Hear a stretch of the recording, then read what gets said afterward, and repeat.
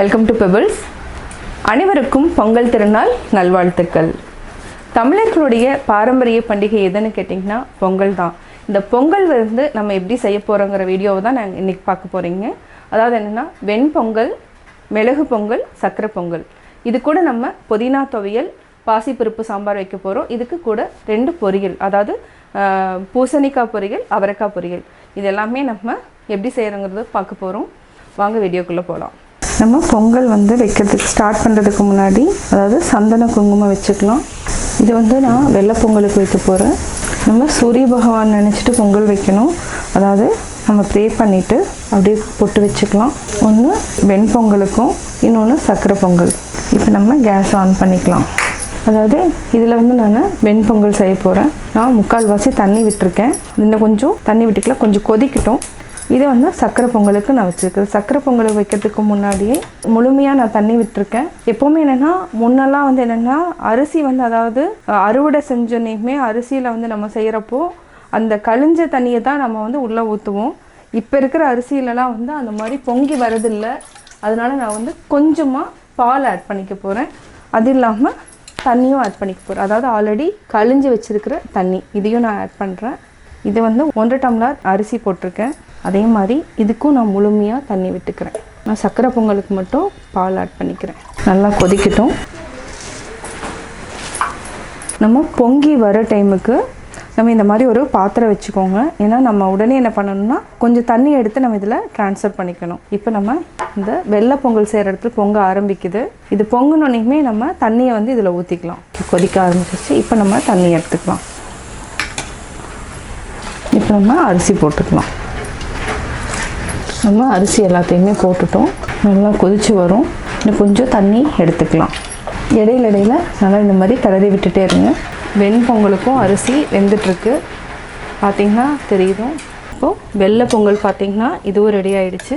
இன்னும் கொஞ்சம் நேரம் கழித்து பார்த்திங்கன்னா கொஞ்சம் நல்லா கெட்டியாக இருக்கணும். அதாவது பொங்கல் எப்போவுமே புது அரிசிங்கிறதுனால எப்போவுமே இந்த மாதிரி தான் வரும், குழஞ்சி தான் வரும். இதுதான் வந்து நம்ம அதாவது சூரிய பகவானுக்கு படைக்கக்கூடியது.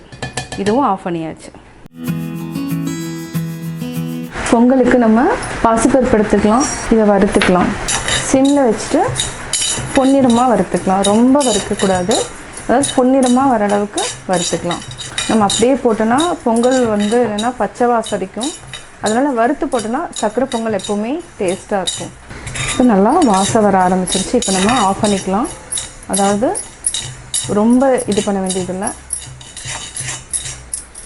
இப்போ நம்ம வேறு பாத்திரத்தில் மாற்றிக்கலாம்.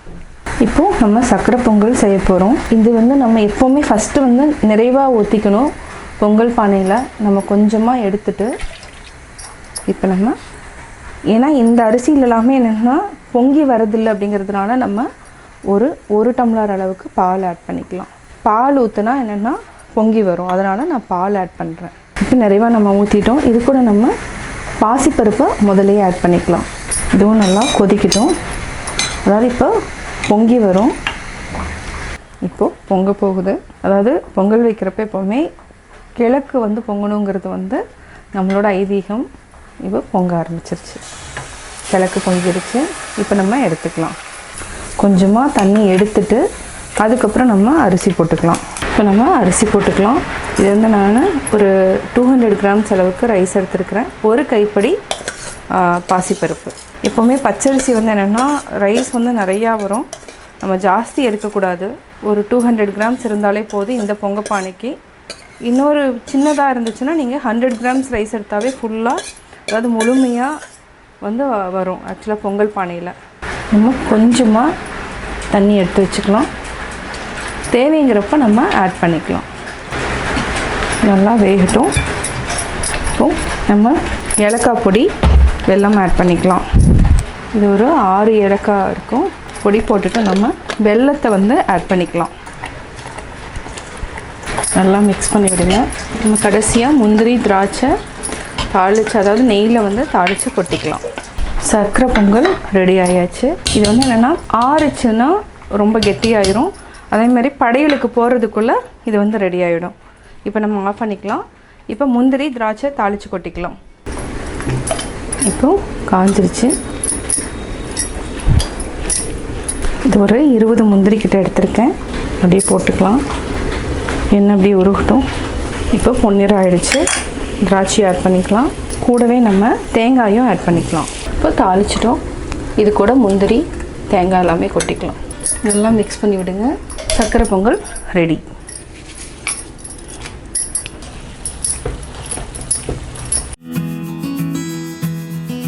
அடுத்தது நம்ம மிளகு பொங்கலுக்கு வச்சுக்கலாம். இதுக்கு வந்து நான் 2 டம்ளர் அளவுக்கு வச்சுருக்கேன். அதாவது அரிசி பருப்பு ரெண்டுமே ஒரு 20 மினிட்ஸ் வந்து சோக் பண்ணிட்டேன். இதை நம்ம அப்படியே ஆட் பண்ணிக்கலாம். இது வந்து நம்ம 1 டம்ளருக்கு 3 டம்ளர் அளவுக்கு தண்ணி விடணும். அதனால் இதுவில் வந்து 1 2 3 4 5 6 7 8, அதாவது இதில் நான் 1/4 டம்ளர் அளவுக்கு தண்ணி ஜாஸ்தி தான் விட்டுருக்கேன். நம்ம பொங்கல் கொஞ்சம் கொலகொலன்னு வேணுங்கிறதுனால இன்னொரு 1/4 டம்ளர் விட்டுக்கலாம். தேவையான அளவு நம்ம உப்பு ஆட் பண்ணிக்கலாம். இதை வந்து 3 விசில் விட்டு எடுத்துக்கலாம்.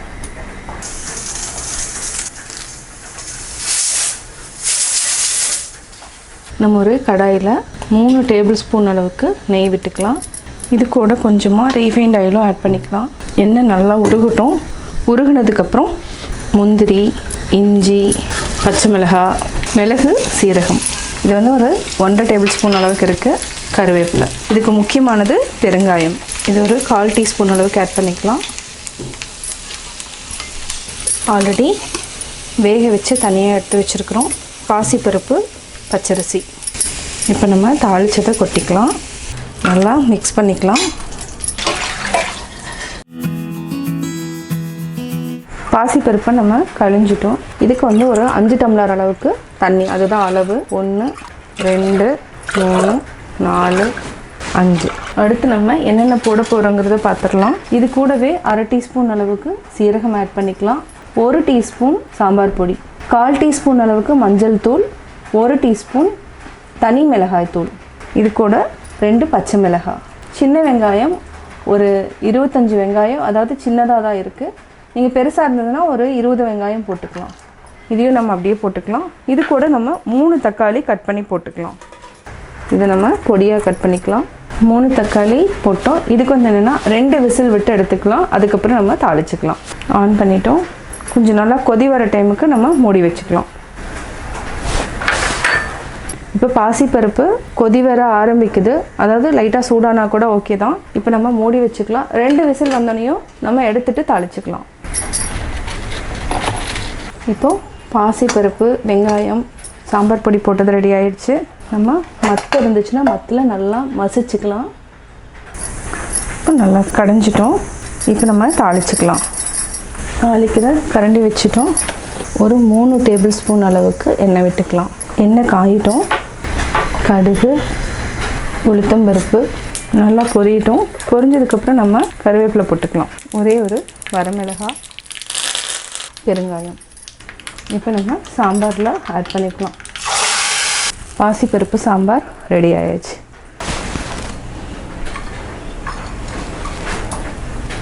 சுவையான பாசிப்பருப்பு சாம்பார் ரெடி.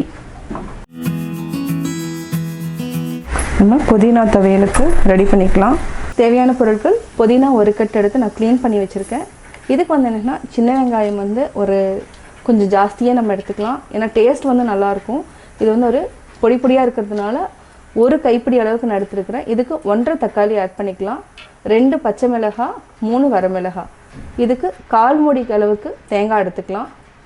1.5 டேபிள் ஸ்பூன் உளுத்தம்பருப்பு, 1.5 டேபிள் ஸ்பூன் கடலைப்பருப்பு, 30 கிராம்ஸ் அளவுக்கு நான் வேர்க்கடலை எடுத்துட்டுருக்கிறேன். இப்போ எப்படி செய்கிறதுன்னு பார்க்கலாம். ஒரு பேனில் 3 டேபிள் ஸ்பூன் அளவுக்கு எண்ணெய் விட்டுக்கலாம். கடலைப்பருப்பு, உளுத்தம்பருப்பு, வேர்க்கடலை, இது 3யுமே நல்லா வறுத்துக்கலாம். பொன்னிறமாக வறுத்ததுக்கப்புறம் நம்ம வெங்காயம் ஆட் பண்ணிக்கலாம். நம்ம பொன்னிறமாக வதக்கிட்டோம். இப்போ நம்ம வெங்காயம் ஆட் பண்ணிக்கலாம். இது கூட பச்சை மிளகாய், 3 வரமிளகாய், இதுக்கு பெருங்காயம் கொஞ்சம் ஆட் பண்ணிக்கலாம். இதுக்கு நம்ம தக்காளி ஆட் பண்ணிக்கலாம். சிம்மில் வச்சுட்டு தக்காளி நல்லா வதக்கிக்கலாம்.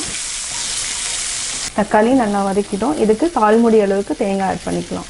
தேங்காயை நல்லா வதக்கி விடுங்க. இது கூடவே நம்ம கொத்தமல்லி தழையும் ஆட் பண்ணிக்கலாம். இது வந்து ஒரு 60 செகண்டாவது வந்து நல்லா வதக்கி விடணும். நல்லா வதங்கிடுச்சு. இப்போ நம்ம ஆஃப் பண்ணிக்கலாம். ஆற வச்சு அரைச்சிக்கலாம். புதினா துவையல் ரெடி ஆகிடும். புதினா துவையல் அதாவது ஆல்ரெடி வறுத்து வச்சுருக்கிறது ஆறிடுச்சு. இப்போ நம்ம அரைச்சிக்கலாம். இப்போ உப்பு சேர்த்துட்டு அரைச்சிக்கலாம். புதினா துவையல் அரைச்சிட்டோம். இப்போ நம்ம பவுலில் மாற்றிக்கலாம். சுவையான புதினா துவையல் ரெடி. அவரைக்காயை கட் பண்ணிக்கலாம். அதாவது கட் பண்ண வேண்டியதில்லை, நான் கையிலேயே எப்போவுமே அவரைக்காய் செய்கிறப்போ இந்த மாதிரி கையிலேயே எடுத்துருவேன். நம்ம ஒரு கடாயில் 3 டேபிள் ஸ்பூன் அளவுக்கு எண்ணெய் விட்டுக்கலாம். கடுகு 1/4 டீஸ்பூன் போட்டுக்கலாம். கடலைப்பருப்பு, உளுத்தம்பருப்பு நல்லா பொரியிட்டோம். வெங்காயம், பச்சை மிளகாய், கருவேப்பிலை நல்லா வதக்கிட்டு அவரைக்காய் ஆட் பண்ணிக்கலாம். அவரைக்காய் தேவையான அளவு உப்பு ஆட் பண்ணிக்கலாம். 1 டேபிள் ஸ்பூன் அளவுக்கு தேங்காய் போட்டுட்டு மூடி வச்சிடலாம். 1/2 டம்ளர் அளவுக்கு தண்ணி விட்டுக்கலாம். இதை நல்லா மிக்ஸ் பண்ணி விடுங்க. மூடி வச்சுக்கலாம். அவரைக்காய் பொரியல் ரெடி ஆயிடுச்சு. இப்போ நம்ம மாற்றிக்கலாம்.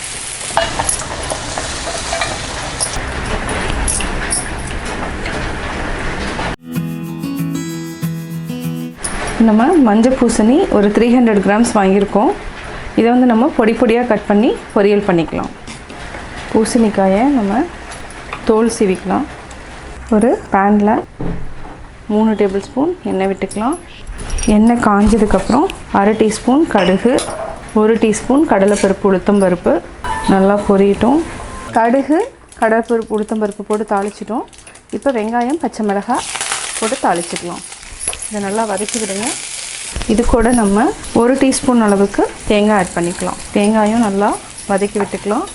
இது கொஞ்சம் ஸ்வீட்டாக இருக்கிறதுனால நம்ம கொஞ்சமாக சாம்பார் பொடியை ஆட் பண்ணிக்கலாம். கொத்தமல்லி தழை, பூசணிக்காயை கட் பண்ணி வச்சுருக்கிறோம், இதையும் ஆட் பண்ணிக்கலாம். தேவையான அளவு உப்பு நல்லா மிக்ஸ் பண்ணி விட்டுட்டு சாம்பார் பொடி ஆட் பண்ணிக்கலாம். காய் நல்லா வேகணும். ஒரு 1/2 டம்ளர் அளவுக்கு தண்ணி ஊற்றிட்டு மூடி வச்சிடலாம். மூடி வச்சுக்கலாம். ஒரு 3 நிமிஷத்துக்கு அப்புறம் திருப்பியும் பரட்டி விட்டுட்டு திருப்பி மூடி வச்சுக்கலாம். 5 நிமிஷம் அதனுடைய குக்கிங் டைம். பூசணிக்காய் பொரியல் ரெடி ஆயிடுச்சு. நம்ம வேறு பாத்திரத்தில் மாற்றிக்கலாம். பூசணிக்காய் பொரியல் ரெடி. பொங்கல் விருந்து ரெடி ஆயிடுச்சு. என்னென்ன பொங்கல்ங்கிறத பார்த்துடலாம்.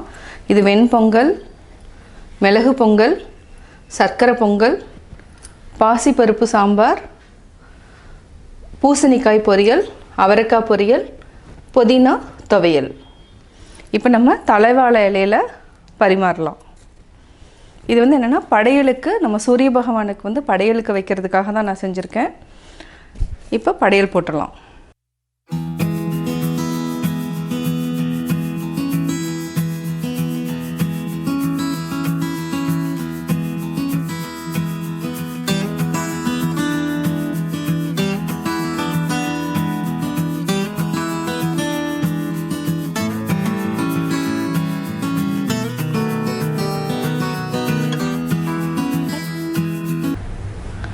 நம்ம பொங்கல் விருந்துக்கு படையல் ரெடி பண்ணியாச்சு.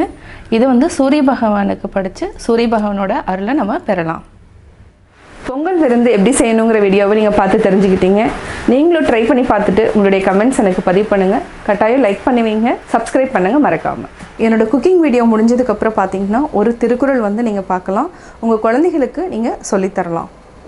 என்பிலதனை வெயில் போல காயுமே, அன்பிலதனை அறம். எலும்பு இல்லாத புழு வெயிலில் மிகுந்த துன்பத்தினை அடையும். அந்த வெயில் வருத்துவதை போன்று அன்பு இல்லாதவர்களை அறம் வருத்தும்.